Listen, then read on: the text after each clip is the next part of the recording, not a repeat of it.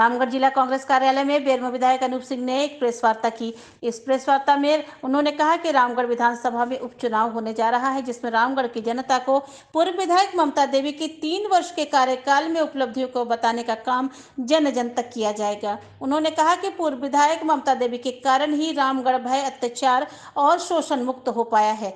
पूर्व विधायक ममता देवी जनता के हित के लिए लड़ते हुए जेल चली गई। उनका कोई व्यक्तिगत निजी स्वार्थ नहीं था।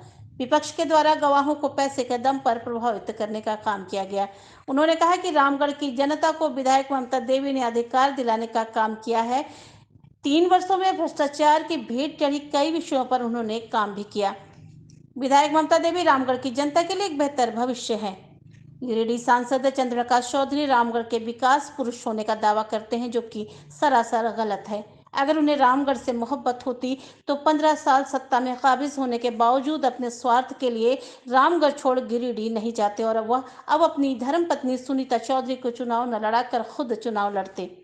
जनता सब जानती है कि जनता के लिए कौन उचित है और जनता के लिए कौन लड़ाई लड़ रहा है। विधायक ममता देवी को उसके 5 माह के बच्चे से दूर कर दिया गया, जिसकी सजा उस बच्चे को मिल रही है। रामगढ़ की जनता उस मां को इंसाफ जरूर दिलाएगी। विकास के लिए रामगढ़ की जनता उन्हें चुनकर लाई थी और वापस जनता उस गलत नीतियों को रामगढ़ में काबिज नहीं होने देगी।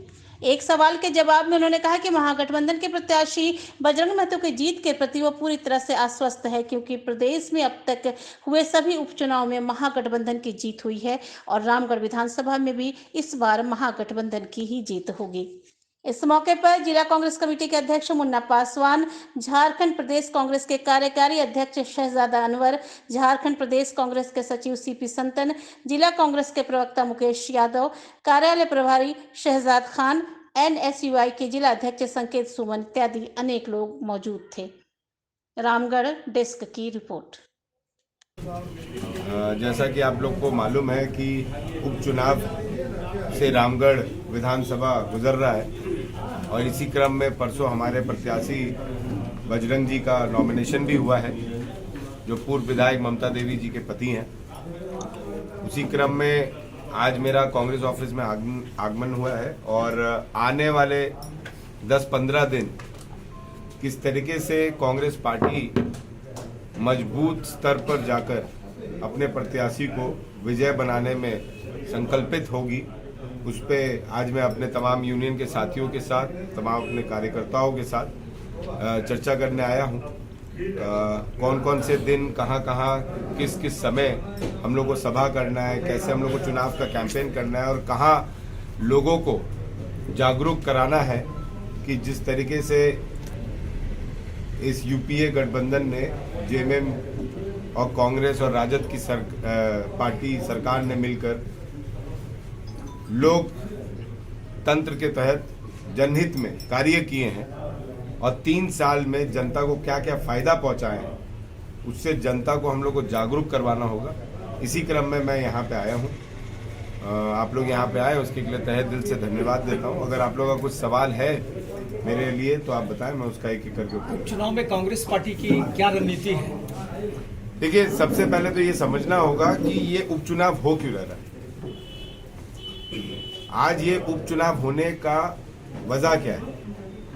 उपचुनाव तो होना ही नहीं चाहिए था, लेकिन जिस तरीके से कोई ममता देवी अपने लिए तो जेल नहीं गई, कोई ममता देवी ने अपने लिए तो आंदोलन नहीं किया, कोई ममता देवी ने अपने रिश्तेदारों को ठेका दिलाने के लिए या फिर कोयले की राजनीति करने के लिए उस प्लांट में तो आंदोलन नहीं किया था।